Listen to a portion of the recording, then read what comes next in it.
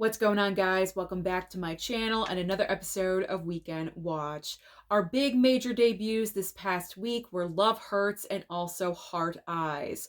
Now, on the thumbnail, I describe these as disappointing openings, and that is because neither one of these movies were capable of stealing away the #1 spot from Dogman, because Dogman maintained #1 with 13.7 million. Now, these numbers for the top five are not at all impressive, and I think the reason for that is because we do have a major movie debuting this coming weekend. So the majority of people out there are probably saving their money for this coming weekend. So these top five numbers are really not that great, just to warn you before I go any further. So in second and third place are our two major new movies, but second place went to Heart Eyes. So I was kind of surprised by that. By the way, 8.5 million. I forgot to say the total. $8.5 million. I was very surprised by this. I thought for sure Love Hurts was going to be in second, but it went to the brand new horror film Heart Eyes. Now, 8.5 million really is not that bad considering this kind of movie.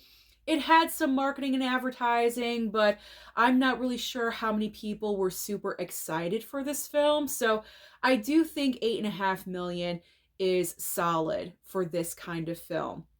Now, in third place, here is the real disappointment. This is the disappointment of the week for sure. Love Hurts. Love Hurts opened with only $5.8 million. This is extremely disappointing for Ke Huy Quan. He just had a resurgence in his career a couple of years ago, and I'm just going to consider this movie to be a bump in the road. I feel like he just wanted to do something completely different. He wanted to be in an action movie, kind of living out your dream or your fantasy, so to speak. So I completely understand that. But Ke Huy Quan as the star of an action film apparently did not appeal to the majority of the world, of America, because this movie did not impress at all. And I also think another major factor of this failure of the film is due to the trailer. As I mentioned before, the trailer for Love Hurts pretty much tells you everything. So if you see the trailer, you already know what the movie is all about. Why would you go and see it in the theater? There really is no point. So I think the trailer did not help this movie. It extremely hurt it, and the weekend results prove that. So that is very unfortunate for Ke Huy Quan, but I am still in his corner and I am rooting for him. As I said, bump in the road.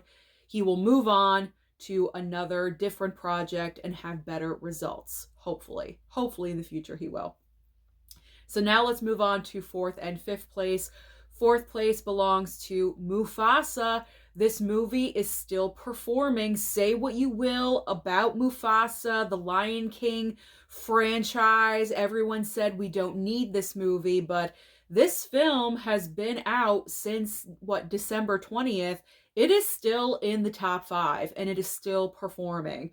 So Mufasa in fourth place with 3.9 million.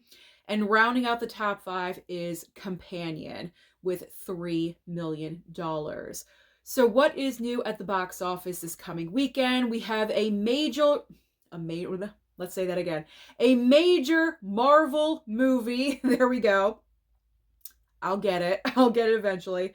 Major Marvel film, and also animation, something for the kids, and a documentary. So our first Marvel movie of the year is Captain America: Brave New World. We also have Paddington in Peru, and the documentary is Becoming Led Zeppelin. So without a doubt, #1 next weekend is going to be Captain America: Brave New World. I think this is going to be a solid movie. I don't think it's going to be the best Marvel movie of the year. I kind of think it's going to be Thunderbolts. I am so excited for that movie. But I feel like Captain America, it has a decent, solid trailer, and this is the first Marvel film of the brand new year. So I think people are definitely going to flock to the theater to go and check this out. So Captain America will be number one this time next week. Paddington in Peru is a fantastic option for children and families. Both Paddington movies prior to this film have been major successes, and so I feel like it's just going to continue. And I'm not really sure what's going to happen with Becoming Led Zeppelin. I personally have no interest in seeing this movie or this documentary, but you never know. Anything could happen. So it's going to be interesting to see how the top 5 is going to shake up this time next week. So now let's talk about streaming, because as I always say, there's always options on streaming for you. And this coming week, going into the weekend, pretty much every single major streaming service has something brand new to offer. So mark these down. You're going to be busy if you love streaming. So over on Netflix, we have finally the final episodes of season 6 of Cobra Kai. I feel like they have been milking this final season forever, and we are finally at the finish line. We're going to be able to see what happens. So the final episodes of season 6 of Cobra Kai. Also, there is a brand new film starring Scott Foley called La Dolce Villa. I feel like it's a romance film for Valentine's Day, so that's kind of like the new Valentine's Day movie for Netflix. Now over on Max, we have a couple of big debuts this week. We actually have 3. We have The White Lotus season 3, which is actually debuting next Sunday night, but I always talk about Sunday with the prior Sunday just to let you know, because I'm not going to mention it in next week's video, if you know what I'm saying. I'm just letting you, is that confusing? I'm just trying to let you know that. So The White Lotus season 3, just forget everything I said. I'm trying not to be complicated. But next Sunday night, The White Lotus season 3, Flow. This movie is currently nominated for Best Animated Feature and I think International Film as well. I could be wrong, but I know it's nominated for Best Animated Feature. Flow is going to debut on Valentine's Day. And then there's also Waitress the Musical as well. So there's a nice diverse set of options for you over on Max. Hulu is debuting Longlegs. So if you did not check out Longlegs at the theater, you did not pick up the physical, now is the time for you to stream it. And also, I believe this is a brand new film, Omni Loop. I'm not sure if it's a film or a limited series, but I think it's a film, Omni Loop. I'm not really sure what this one is about. I did not look up that information, but I don't know. Could be pretty interesting. Now, Disney Plus is debuting a 6-part documentary called Harlem Ice. Amazon Prime has a brand new film called Broken Rage.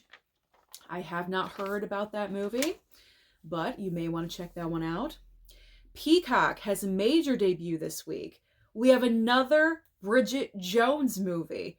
Who knew this was on the horizon? I did not know this was coming until it started getting mentioned in articles a couple of months ago. And I said, since when are we getting a new Bridget Jones? But apparently we are. And I don't know, is this exclusive to Peacock? Maybe it's limited in theaters. I'm not really sure, but Peacock is debuting Bridget Jones, Mad About the Boy. Paramount Plus has Yellow Jackets season 3. And finally, on Apple TV Plus, we have The Gorge. So that is everything happening at the box office and also on streaming. So comment down below and let me know your thoughts about the debuts of Love Hurts and Heart Eyes. Are you surprised by these numbers? Were you expecting them? Did Heart Eyes impress you just a little bit more? Let's talk about it. Let's have a conversation. Don't forget to like and subscribe before you leave, and I'll see you next time.